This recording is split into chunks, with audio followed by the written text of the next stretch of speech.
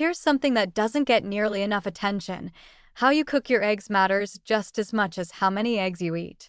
The cooking method can transform a heart-healthy food into something that contributes to cardiovascular disease, and most people are completely unaware of this.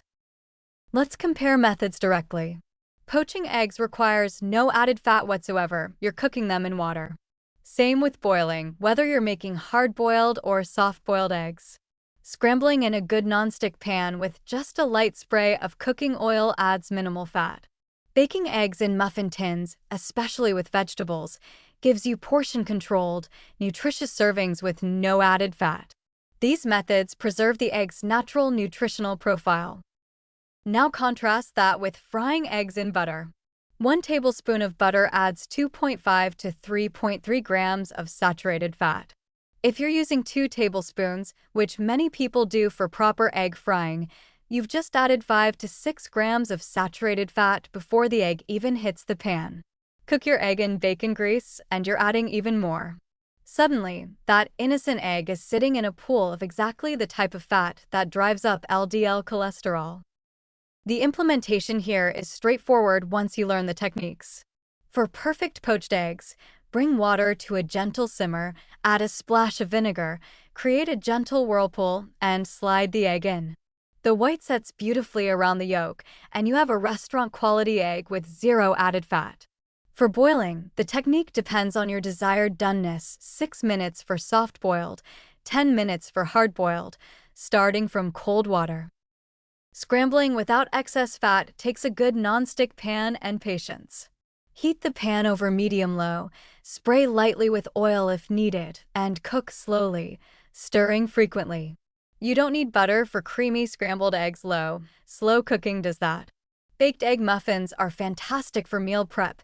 Crack eggs into greased muffin tins, add vegetables, bake at 350 degrees Fahrenheit for about 20 minutes, and you have a week's worth of grab-and-go breakfasts. Here's a technique many people don't know. You can fry eggs in water. Add a thin layer of water to a nonstick skillet, bring it to a simmer, crack your eggs in, cover, and steam them. The result looks and tastes similar to oil-fried eggs, but with zero added fat. Using silicone egg rings helps create perfectly shaped eggs without any fat.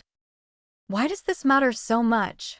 Because cooking in butter or bacon grease completely negates the cardiovascular neutrality of eggs.